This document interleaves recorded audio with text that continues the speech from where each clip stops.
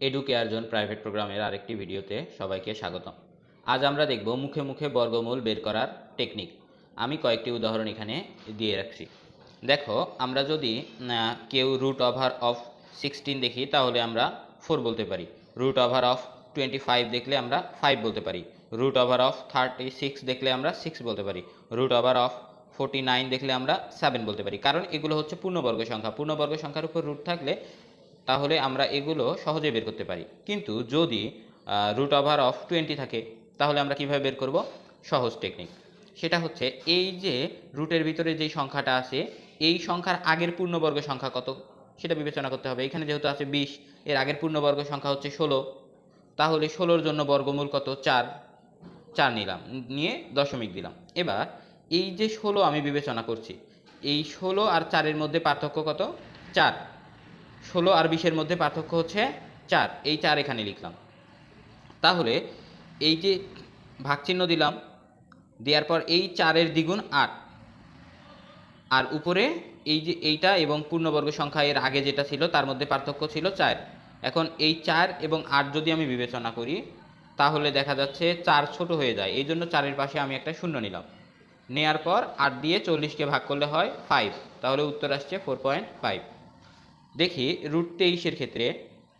আচ্ছা, 23-এর আগের পূর্ণবর্গ সংখ্যা হচ্ছে 16, 16-র জন্য 4 নিছি, দশমিক, ভাগচিহ্ন দিলাম, দেওয়ার পর এই 4-এর দ্বিগুণ হচ্ছে 8।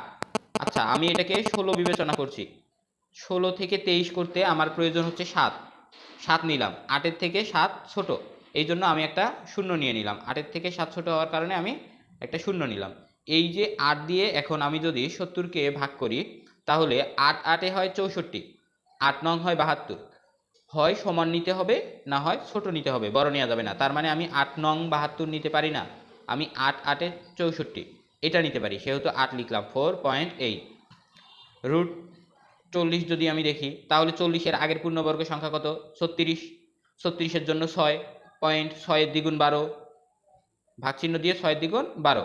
আচ্ছা, 36 নিচ্ছি আমি, কিন্তু 36 আর 40-এর মধ্যে পার্থক্য কত? 4, 12 থেকে 4 ছোট, যার কারণে আমি একটা শূন্য নিছি।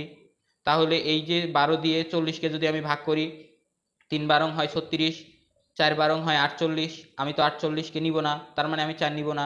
আমি 40-এর থেকে ছোট অথবা 40-এর সমান নিব। 40-এর থেকে ছোট হচ্ছে 36, 36-এর জন্য 3, 3 12 36, তাহলে আমি 6.3 পাইলাম উত্তর।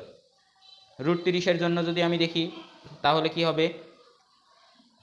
30-এর আগের পূর্ণবর্গ সংখ্যা হচ্ছে 5, এই যে 5 লিখলাম, দশমিক, ভাগচিহ্ন দিলাম, 5-এর দ্বিগুণ হচ্ছে 10, 10 দিয়ে এখন এই যে 25 নিচ্ছি আমি, এখানে ছিল 30, 30 আর 25-এর মধ্যে পার্থক্য হচ্ছে 5, এই 5-কে লিখলাম। এই 10-এর থেকে 5 ছোট হওয়ার কারণে একটা শূন্য নিলাম। এই 10 দিয়ে 5, এই উপরের 50-কে কাটলে 5, 5 10 50, তাহলে 5.5 হচ্ছে উত্তর।